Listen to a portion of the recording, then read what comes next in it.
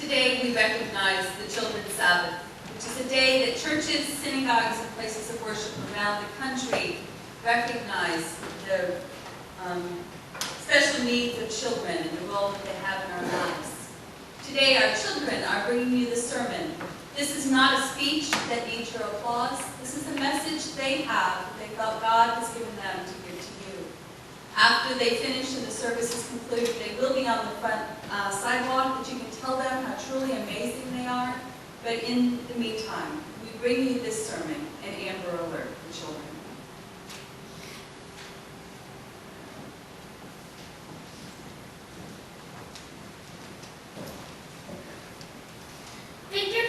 Was in the news October 2011 for responding to an Amber Alert. Victor Perez, an immigrant here legally, was a construction worker by trade, but unemployed for 3 years to get grapes to try to meet ends with his family. On one fall day, he was standing outside his house in Fresno, California, talking with his cousin about a recent Amber Alert, a news message for an 8-year-old girl who had been kidnapped. As they were standing there talking, he spotted a vehicle that looked just like the one in the Amber Alert. So Victor leapt into his own car and took off after it, even though he was nervous that the kidnapper might have a gun. Each time Victor pulled up to try to cut the other vehicle off, the man driving protested, "I don't have no time," and sped up to try to get away. Later, Victor said, "The second time I reached him, the way he acted, yes, I was. For a split second, I was nervous until I saw that little girl, and all fear was out the window after that." The Amber Alert was real. I didn't have any more fear. I wasn't thinking of me anymore. I was just thinking we need to get that little girl to safety. He added, "I wasn't going to give up. I couldn't give up." And so Victor kept chasing him. The driver was pushing the little girl down, trying to hide her. Victor said he kept getting away. He kept going around my truck. The last time I said either he crashes into me or he stops. Finally, on his 4th try, Victor forced the vehicle to stop, and the kidnapper shoved the child out. She was saved. Afterward, Victor said, "I just felt like I was doing my part. I just felt like everybody should step up in their own communities. And when something happens like this, come together and try to do your part and help out." And, Victor finished. "I just thank God I was put in the right place to do what I did. Thank the man above for that."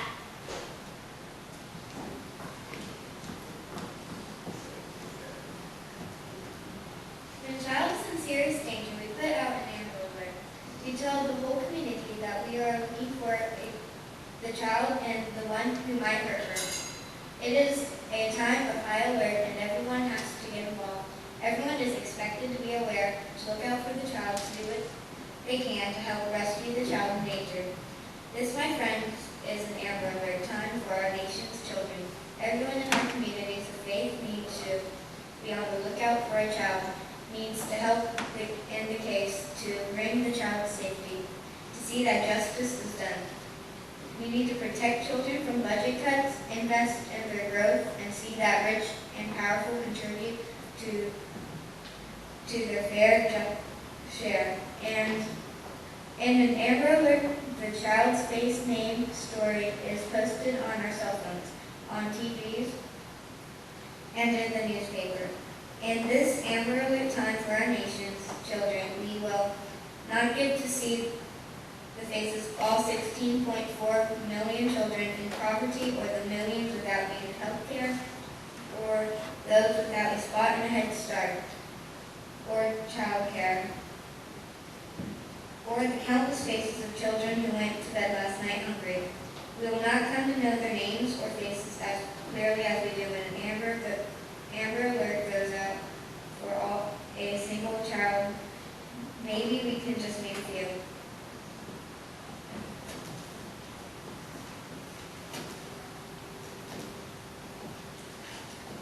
Wilson's family walked the long hallways inside the hotel each day.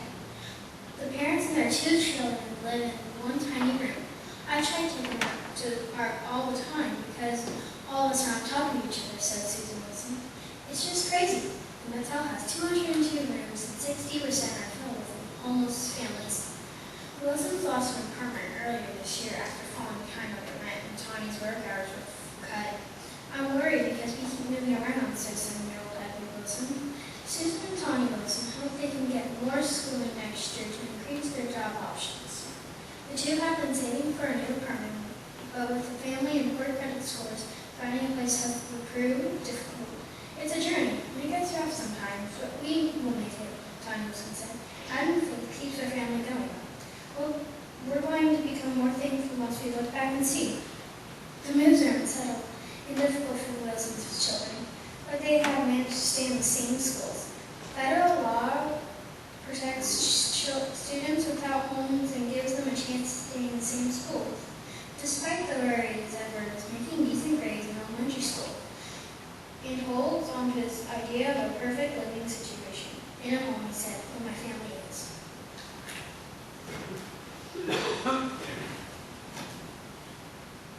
She used to tell the story of McNeese family sliding to being poor. The shoes of Skylar, who was 10, and Zachary, who was 12, are falling apart atop, flapping loose above the worn soles of his shoes, which have come apart when their big sister Jordan, age 14, plays on her school volleyball team. She wears her varsity coach's shoes. Less visible was hunger. The children and their parents, Tanya and Ed, sometimes went without food this summer. When Ed and Sharon's were not working ran out, the family was not receiving food stamps. Skylar said he gave the birthday money he got at church to his mom for groceries. I told her she did not have to pay me back. Skylar shared that sometimes his stomach has grown. It's hard, not easy like it was before we had money and could do stuff. Now we don't go anywhere. Sometimes we don't have food and we just don't eat. Their mother, Tanya, shared, Ed and I go hungry some nights so we can feed the children. A lady here in town has brought us food several times and went shopping for us several times. Our parents help when they can, otherwise we don't know where the next meal will come from. One of my friends brought over some cereal and milk one day, and the boy said, "Wow, you get cereal?"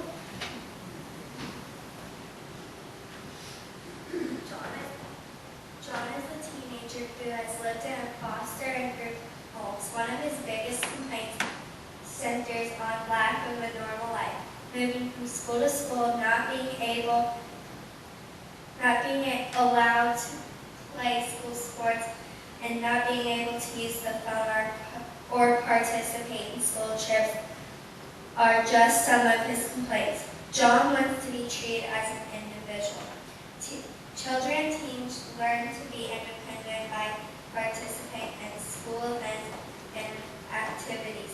They venture out on their own and make decisions that are supported by their parents. They often make mistakes, but their parents still care for them and support them. Despite the foster's care's best efforts to promote normal life,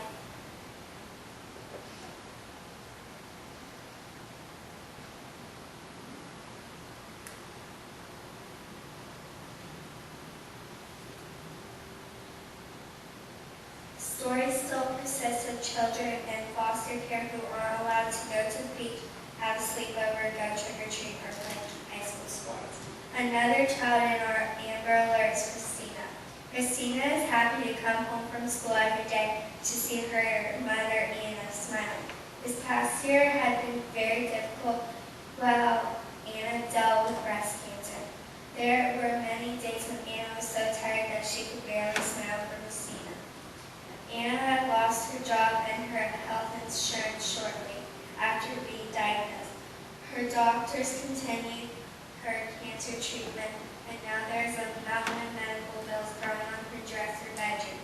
Even though Anna has found a new job, the bills continue to pile up. Christina could no longer afford to take gymnastics or piano lessons. But she tries not to feel sorry for herself, and her friends talk about going to the mall to go shopping or show up at school with a new present. She has her mom, and that is worth far more than a new backpack.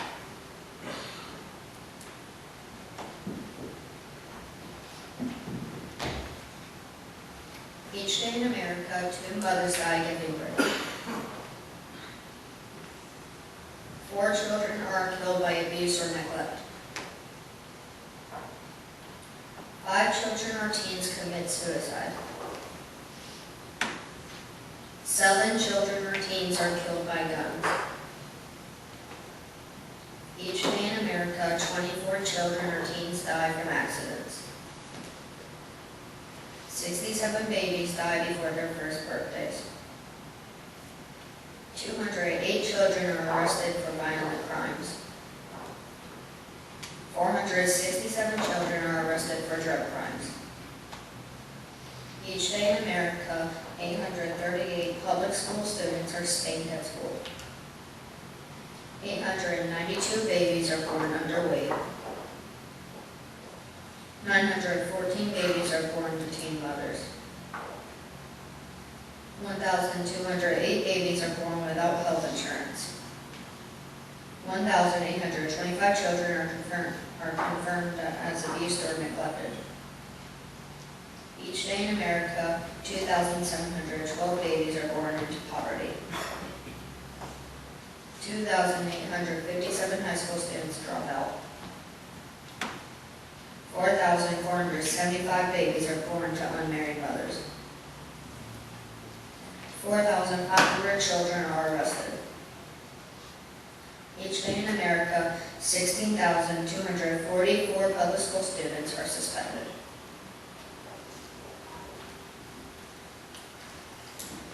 Deuteronomy chapter 15, verses 7 and 10 records Moses' words to the people. If there is a poor person among you in any of the towns of the land that your Lord God has given you, do not be hard-hearted or tight-fisted toward the poor person. Rather be open-handed and freely lend him whatever he needs. Give generously to him and do so without a hard heart. Moses follows in Deuteronomy chapter 16, verse 20 with the command, go after justice and justice alone, so that you may live and possess the land the Lord your God has given you. In Psalm 41, verse 1, God says, blessed is the person who cares for the weak. I, the Lord, will deliver him in times of trouble. Proverbs chapter 19, verses 17 reminds us, one who is kind to the poor looks to the Lord, and God will reward him for what he has done. Luke chapter 3, verse 11 records Jesus saying, the man with 2 coats should share with him who has none, and the one with food should do the same. In Luke chapter 4, verses 18 to 19, Jesus quotes from Isaiah chapter 61, verses 1 and 2, the Spirit of the Lord is upon me, because God has called me to tell good news to the poor. He has sent me to give freedom for the prisoners and recovery for the sight of the blind, to set the troubled free, and to proclaim the year of the Lord's favor. Matthew chapter 25, verses 37 to 40 records our theme verses for this message. Then the righteous will answer, Jesus, Lord, when did we see you hungry and feed you, or thirsty and give you something to drink? When did we see you a stranger and invite you in, or needing clothes and clothe you? When did we see you sick in prison and go to visit you? Then Jesus will reply, I tell you the truth, whatever you did for one of the least of these children of mine, you did it for me.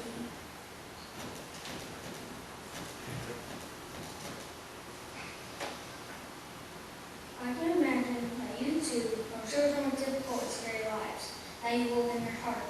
The way that you know them, their names, story, faces, or even this look at some children, that is more than you will get of most of our nation's millions of children in trouble in this Amber time for our nation. You will never come to know all 16.4 million children personally, but friends, God knows each of their names, their faces, their stories, and God calls us to go after what is right for them.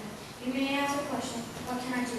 There's an insert in your bulletin that lists ways we can encourage you to get involved in the world of Winston Churchill. You may go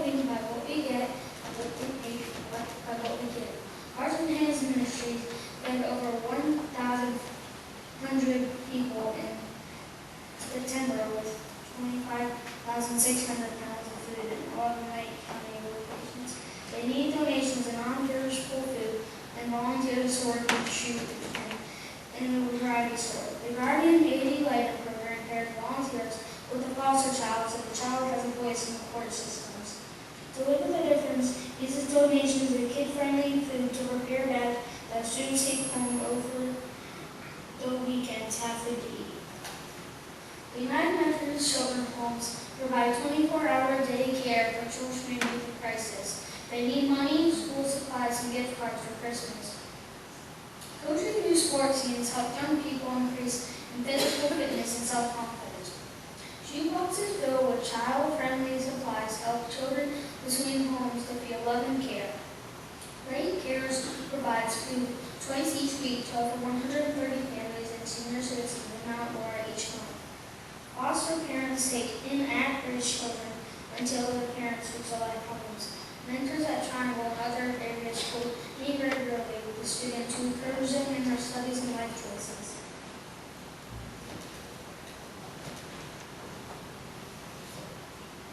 Back in the Middle Ages, people used the expression Godspeed. It was secret code for Godspeed you. Godspeed, they would say, meaning God sent you quickly on your way. It was a wish for success and a good life, a hope that you would quickly reach your desired location to get to your goal. An Amber Alert, the faster the response time, the higher the rate of success. Godspeed. We do not have time to move at the world's slow pace to rescue our children. We don't have time for long speeches in Congress and for wasting our own time. We can't keep moving at the world's pace if we are going to protect children as God accepts of us. This isn't as fast as it goes. As we work for justice and what is right as God intends, we need my friends to say to each other as blessing as we remember Godspeed as we send you out to seek justice for children. We say to Godspeed.